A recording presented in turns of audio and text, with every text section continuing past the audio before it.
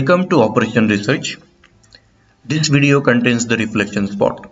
So if you really wish to get the maximum out of this video, I recommend you to keep ready your pen and paper, and whenever certain activity is given, pause the video and perform the activity.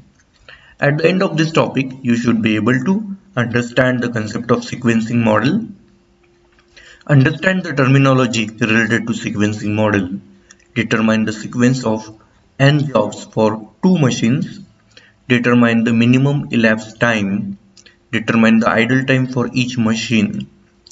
So these are the few objectives. What is a sequencing model?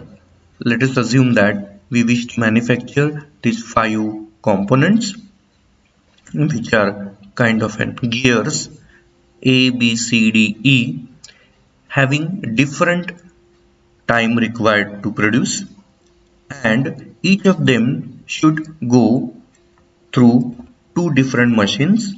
First, it should go through drilling operation and then milling operation, and then it will be ready. The time required to produce each component on each machine is given in this table. So component A requires 5 hours of end time on drilling machine and 2 hours of end time on milling machine. Similarly, the time for B, C, D, E component is given over here. Now we can process this job through any sequence. So let us assume that we are considering A, B, C, D, E sequence. That is, first job A will go in machine 1 and then in machine 2, and it will be followed by this B, C, D, E. Now the question is, what will be the total time required to complete all the jobs? Pause the video and try to give the answer to this question. If your answer is, if you are summing all the time given in the table, which comes to be 55 hours, then it is wrong. Why? Let us try to understand this. Okay, so I have prepared this table in which this is the sequence of job. So A, B, C, D, E is the sequence of job. This is the in time, on a time frame or on a time scale, at what time the job A is getting into drilling machine. This is the processing time required on drilling machine for A, and at what time it will be out. After this completion of drilling operation, it will go to the milling operation, and this is the in time for milling operation, processing time, which is given in the table, and it is the out time from the milling operation. So at this point the job will be ready. At time 0, the job A will enter in drilling machine. So this is the in time of job A in drilling machine. It will take 5 hours to complete the processing on machine drilling, and then it will go to the milling machine. At 5th hour, it will take another 2 hours to complete the milling operation, and by 7th hour it will be ready to dispatch. Meanwhile, the job B can enter in the drilling machine when the drilling machine is available after 5th hour. So I can enter this 5 over here, and it will add 1 hour of end processing, so it will give me a 6 hour. So what is meant by this? That at the end of 6th hour, job B have completed the drilling process. Now, can I enter this value over here? No, because your milling machine is not available. So it will be available after the 7th hour only, right? So job has to wait for 1 more hour to start processing. So I can enter only this value. So what we have to do, whatever is the greater value out of this, so 6th and 7, so whatever is the greater value, you need to enter that value. So I will enter 7 over here. It will take another 6 hours to process on milling machine, and it will be out by 14 hours. Meanwhile here my you can directly enter this value over here because there is no pre-operation for this drilling machine. So 6 plus 9 will give you 15. Now out of this value 15 and 14, right? So 15 is the greater value, right? So I can enter this 15 over here. So it will become 15 plus 7, so 22. Now meanwhile this D will enter over here. So 15 plus 3 will give me 18. Now out of this 18 and 22, 22 is greater, though I will enter 22. Now try to understand here that though the job D is ready to get into milling machine, but the milling machine is occupied by this job C till 22 hours. So the job D has to wait till the 22 hours. So 22 plus 8 will give me 30, right? And here this value you can directly put over here. So 18 plus 10 give me 28. Now again this job E has to wait for 2 hours, right? So it will enter by 30 plus 4, 34. Okay, so what is the meaning of that? If you consider this sequence A, B, C, D, E, okay, for this sequence it took 34 hours to complete all the jobs. So if you look previously, when we added all the values, it took 55 hours, right, which was a quite a greater amount of time. Now why the time is reduced? Because the drilling machine and milling machines are operating simultaneously. What will happen if I change the sequence, right? So will it take the same time if we change the sequence of job? So pause the video and try to give answer. I hope that you must have gone some thought to this. The answer is no. It will not take the same time. It will take a different time. Let us see how.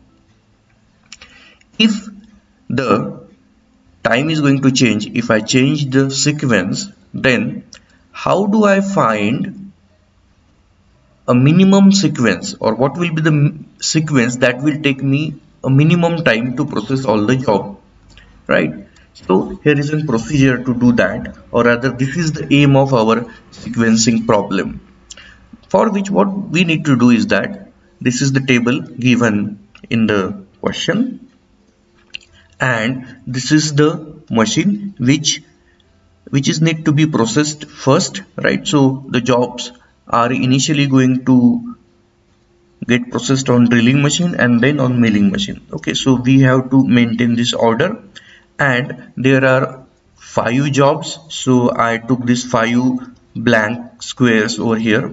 So this is the prerequisite.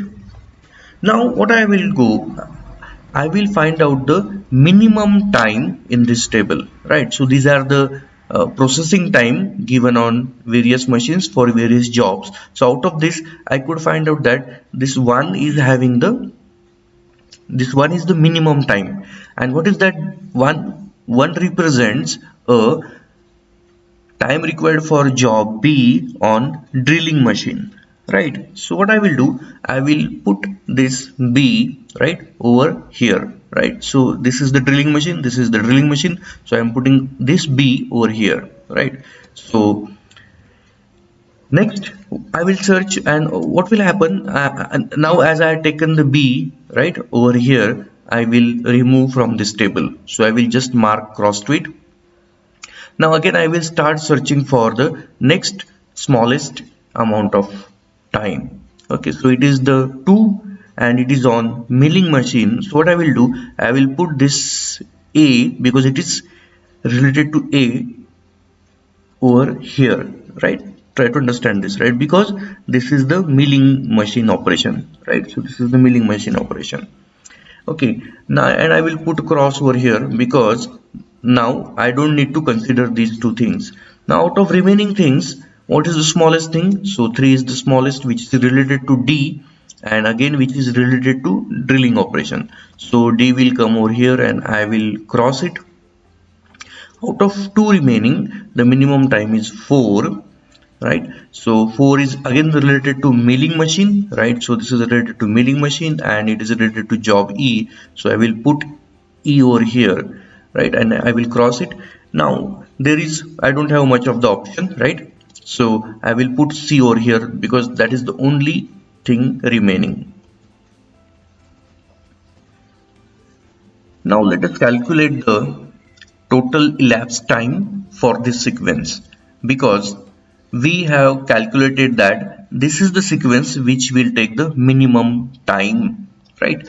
So I will calculate the total elapsed time for this sequence, for which I am using the same table which we used earlier, only I have changed the sequence. So instead of A, B, C, D, E, now we are considering this new sequence. So at time 0, job B will enter in drilling machine. It will take 1 processing hour and it will be out by hour 1, and it will enter in machine 2, that is in milling machine. It will take another 6 hours to complete the operation and it will be out by 7th hour. Meanwhile, my job D will enter in drilling machine. It will take 3 hours and it will be out by 4th hour. Now, can you guess at what time it will enter in the milling machine? Now, you can say that out of this 4 and 7, right?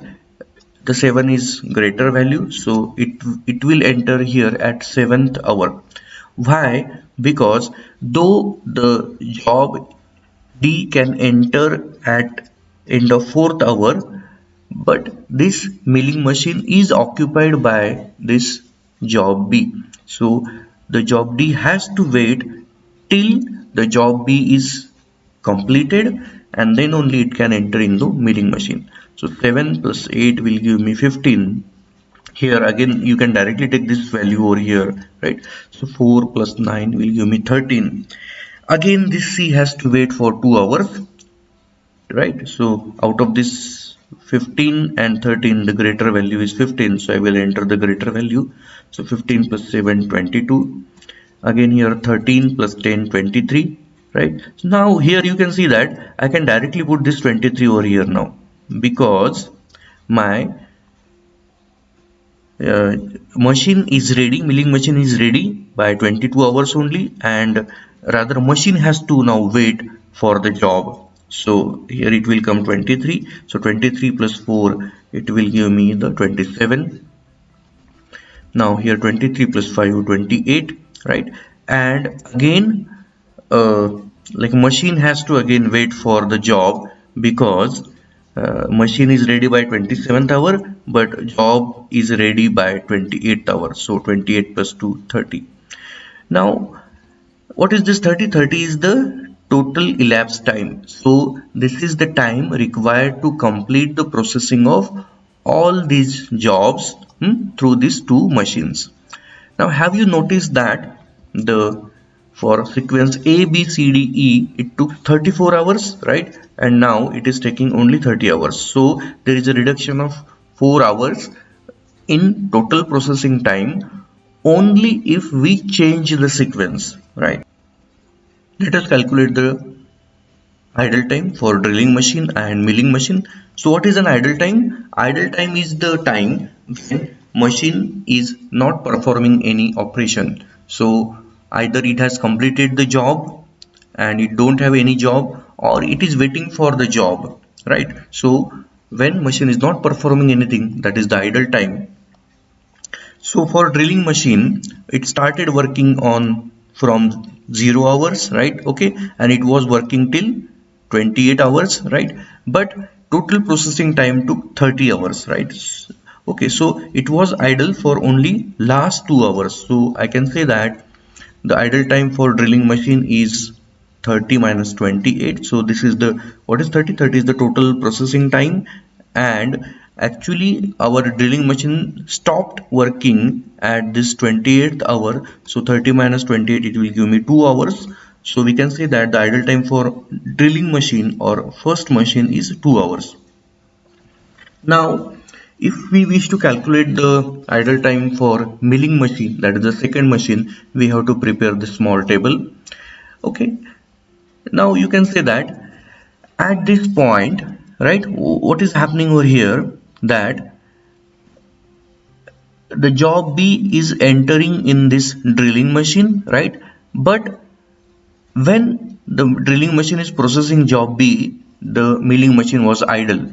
It started working after first hour. Okay, so the initial first hour was an idle time for milling machine because it was not doing any job. So this one will come over here. Now next, if you come to this row, you will find that, right? So this particular machine was ready, my milling machine was ready by 22 hours, but the job came in picture after 23 hours. So there is a difference of 1 hour over here, and I need to put this 1 hour because my machine was waiting for a job. Now how do I calculate this? No, what you need to do is that you figure out this out time and look for the next in time. If it is same, then you can say it is 0, right? Okay, so this again out time minus next in time, right? So they are same, so it will be 0. And if it is 22 and 23, so difference will be 1, which is the idle time. And again you can find out over here, so this was ready by 27th hour, but it has to wait till the 28th hour. So the difference between this next in time and previous out time is 1. Okay, so we can say that it took it is taking 3 hours, right? So for 3 hours this milling machine was idle. So if we sum up these three, so we can say that the idle time for milling machine is 3 hours. Thank you.